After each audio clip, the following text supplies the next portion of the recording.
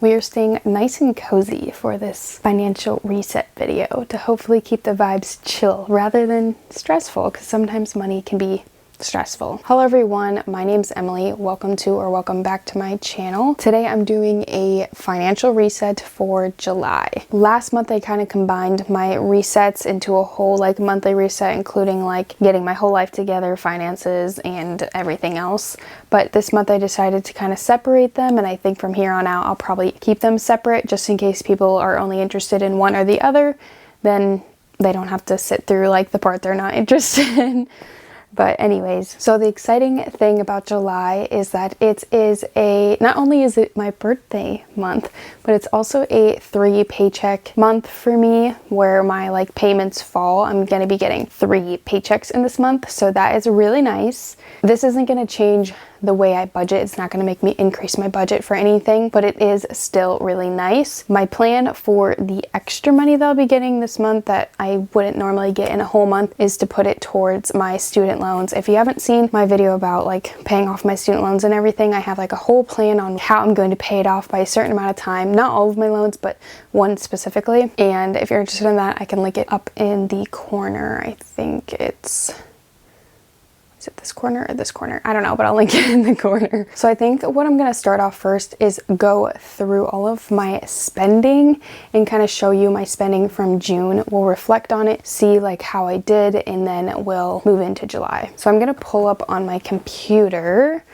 Actually, I'm going to pull up Google Sheets. I'm using this template that I have from a YouTuber. Why am I blanking on her name? There's this YouTuber who has a budgeting template, or not a budgeting template, but an expense tracking template, and I just use hers to track my expenses for now. Oh, her name's Keegan Acton. She has this expense tracking template, but I'm just going to screen record here. I'm going to blank out just the details of my income and how I broke up each, just for a little bit of privacy there, but I will show the total amount. We're just gonna run through my June expenses and everything. So the way her thing is set up, you put your income over here and the different income sources, and then it totals it up on the bottom, and then you can separate a debit. I spend a lot on credit, as you can see. I actually don't have any expenses in debit because the only thing I use that account for mostly is transfers and paying my credit card bill. So it's literally blank. But I also didn't include my contributions to retirement and to my Roth IRA and my savings. I didn't put those things in here because there's not really a spot for it on here, but when I do my budget for next month, I made a rough Google Sheets to use, and it will have those things on it. So there's nothing under the debit card, but there's all my expenses in the credit card, and then I just recently opened up a SoFi account, so I did put things from that on here. So we'll just kind of run through my expenses here. You can see there's not that many. All of these are necessities, except for when I bought myself yarn, which I put under my fun category, which I didn't have that in the budget. I used the Buddy Budget app on my phone, and I did not put any budget for me to spend on myself there, but I'm so under budget on other things that it's okay that I only spent $24 on myself. But I really shouldn't be spending money when I have so much student loan debt, but that's besides the point. I'm not going to be too hard on myself here, but as you can see, the majority of my expenses are all medical things. So we can kind of come over to the corner over here and see that right now I don't have a lot of expenses you would think of, because I don't have a rent expense and all of that, because I'm in that fortunate situation that I explained in my loan video that I'm living with my mom for a year, so I don't really have a lot of expenses. You can see a majority of my costs, $443.57 went to health. So that included my therapy, a new prescription that I started for my stomach issues and stuff, and then my doctor's appointment for all of that. I got the bill for that, and I'm still waiting for a bill for blood work, so that'll probably be in my July. Here's me starting to stress. Okay, we need to take a deep breath. and it's gonna be okay. Everything's gonna work out. But cool thing is I was able to contribute $1,500 to my loans, which I don't have any minimum monthly payments yet because I'm in the grace period, but I was able to contribute some money there, so that's pretty cool. It's not a complete normal month because I hadn't like gotten full paychecks this month because I more recently started my job, but starting next month I'll be getting like normal paychecks and everything. So yeah, my total income was $3,016.42, and then my total spendings was $2,151.62. So like the savings part that she has here is like what you had left over. It says $864.80, but I want to say I put $50 moved over to maybe like a savings, and then $150 to Roth IRA. I kind of just let the rest sit in my split between my two like checking accounts and a little bit into my savings account, one of my savings accounts, because I figured it's probably good to have a little buffer. But yeah, not that many expenses at all. So let me just stop recording for a second. So as you can see, I have very minimal expenses right now, which is really great. It allows me to put a lot of money towards debt, which is good. But now it's time to budget for next month. So I'm gonna start on my Buddy app, I believe, just because I haven't fully made either like a Google Sheets or Excel spreadsheet that I love and that works for me. And I also like kind of forget to check in with that, whereas the Buddy app is something that I open almost every single day, if not every single day. So I'm always tracking my expenses, and it gives me like a reminder every day to make sure like I logged my expenses for the day. So that helps me a lot with tracking everything. And then you can kind of see like how much of your money you've spent in your budget, which is nice. Okay, so I'm just gonna screen record on here.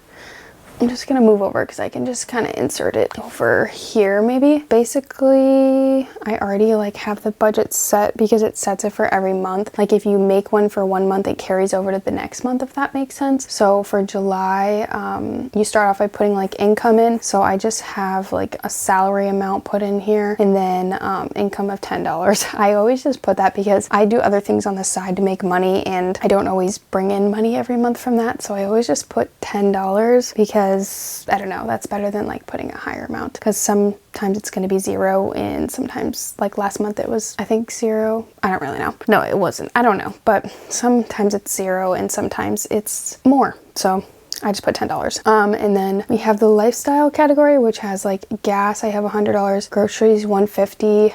One nice thing is that my mom's been paying for groceries a lot. Like if they're all here eating and like they're making food for everybody, then I can just eat what's here. I've only bought groceries, like I bought them like once last month. I bought them technically twice, but my mom gave me money for the one time. Like I really don't have to spend that much money on groceries, which is very nice.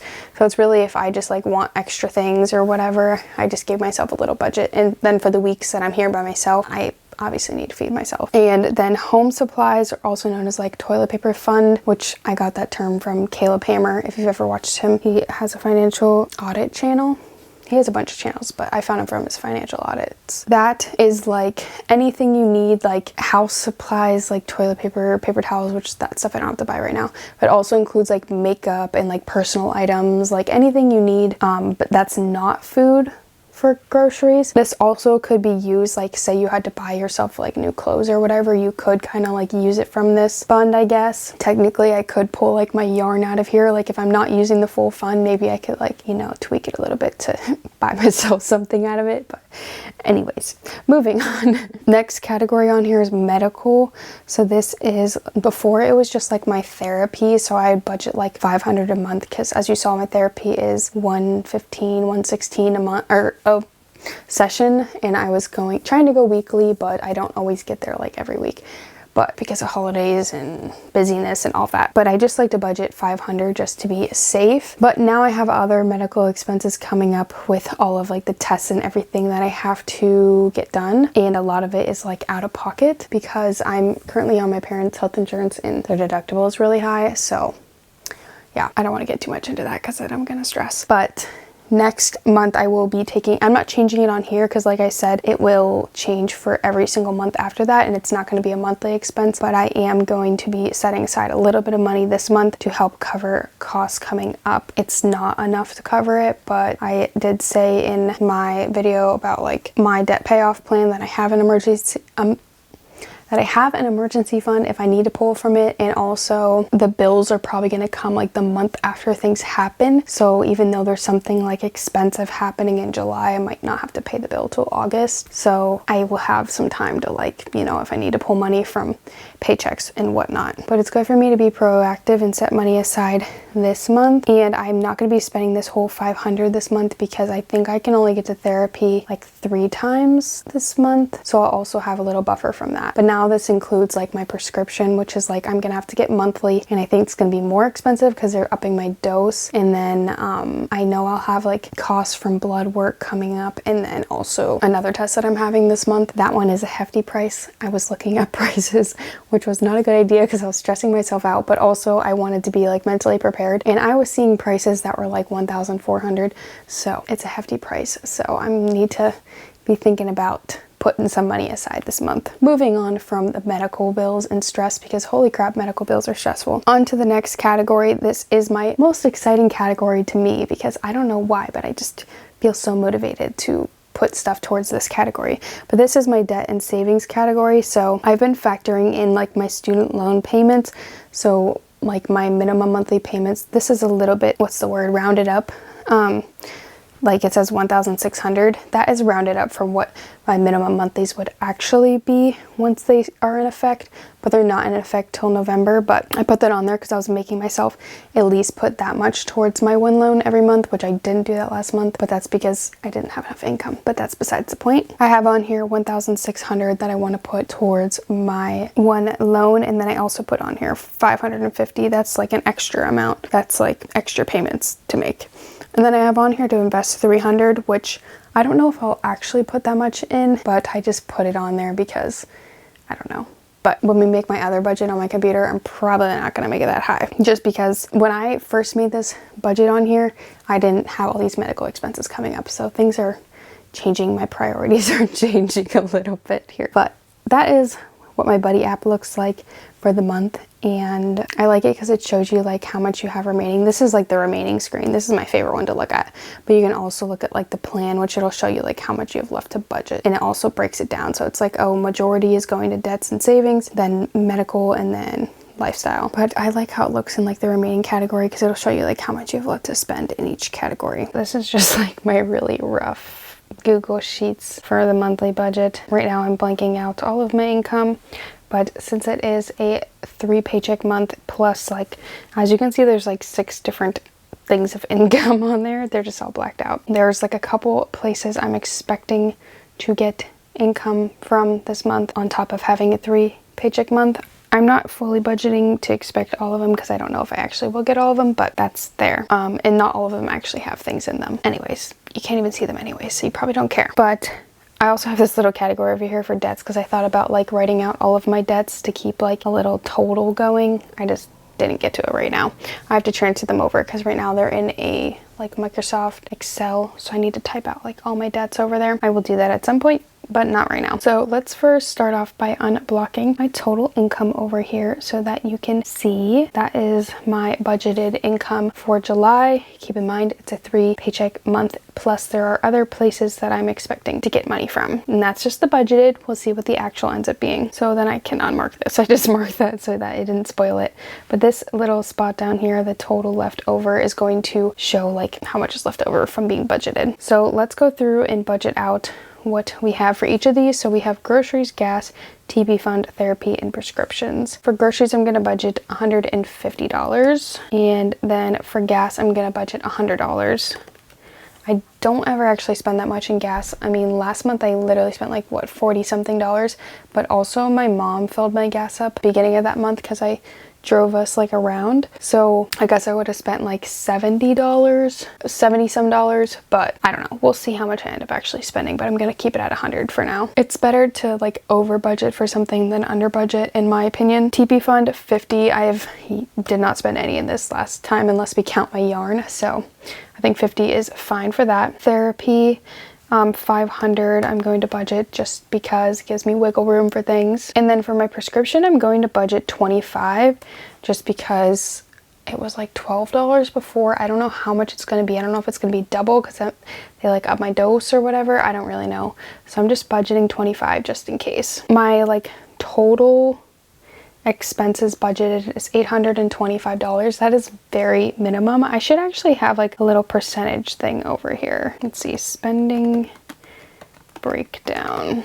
I don't know what to call this. I guess I'm gonna call this category necessary debt plus, oh wait, debt and savings. Because those are my only categories right now. I guess maybe we should also put like a fun. Is that what you call that? Non-necessary? Fun? I'm just calling it fun. I don't know. We're just gonna put that there. So this is my spending breakdown. So we'll have the budgeted amount and then the actual amount. That'll be kind of interesting to see like what the percentages are or whatever. Budget amount is going to be based off of my budgeted income. So necessary spendings are, yes, percentage. There we go. And then fun. Right now it's supposed to be 0. There is no fun. I don't know how to add this in. I'm just gonna add a little thing here that says fun and 0. I just added a fun category just so it doesn't like mess up my little thing here. So let's break down my, this will be interesting to see because right now my necessary is only 12.9%. That is fantastic.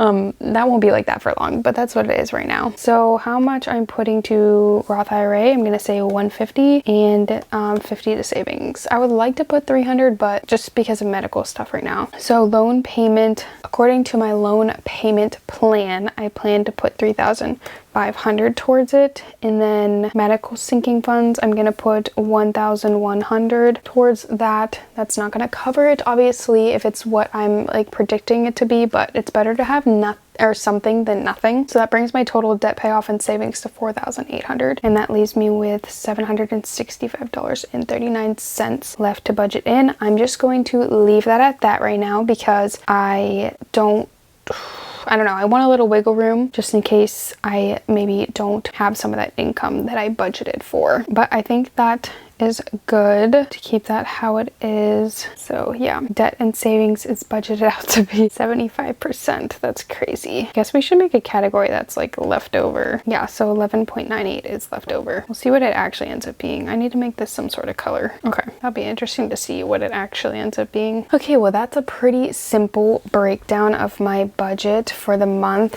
and I'm pretty excited for this month because I think I'm gonna make some pretty good gains with my one loan. The interest rate left, or the interest left on it right now is like 900 something, so it's going to be good that I'm going to be like knocking the interest out and then starting to actually hit the principal balance on it. That's exciting. $3,500 is a significant amount of money to put towards a loan in a month, so that seems like impossible, but also it's pretty cool that it actually might be possible. But yeah, that is my budget for the month. But that is everything I'm gonna do for my financial reset. Next month I'll check in with like this budget and show you what I actually end up spending and like everything like that, and give you an update on the loan that I'm trying to pay off. And hopefully by next month like my spreadsheet looks a little better, and maybe I'll have like my loans actually on there so we can kind of track the balance left on them and everything like that, and like my total debt from my student loans, because that'll be kind of cool and satisfying to see that number slowly decrease or quickly decrease, but however you want to put it. Anyways, that's all for today's video. I hope you enjoyed this financial video. Comment down below if you prefer digital or paper for like your budgeting stuff. I'm definitely more of a digital person. I just think it's easier to kind of move things around, and it's a lot neater to me, and I like to be able to use all the formulas and stuff like that. But I know some people are set on their paper stuff, which it's fine. But everybody has their own preferences, and whatever works for you, that's all that matters as long as it works for you. If you did enjoy this video, then make sure you give it a thumbs up. That actually helps out my channel a lot, and it shows YouTube that people are interested in it and will get it out to more people, and that brings in more viewers and everything, which obviously helps my channel grow more. Also, if you're interested in seeing more videos, you can hit the subscribe button, and also there's a little bell icon, which if you hit that, you can set up to have post notifications, which basically just means every time I make a post or an upload, you will get notified and it'll let you know every time I post. If you do decide to stick around and subscribe, I will see you in my next video. Bye. Peep my cat in the background. She is so peacefully sleeping right now. Her paws are twitching.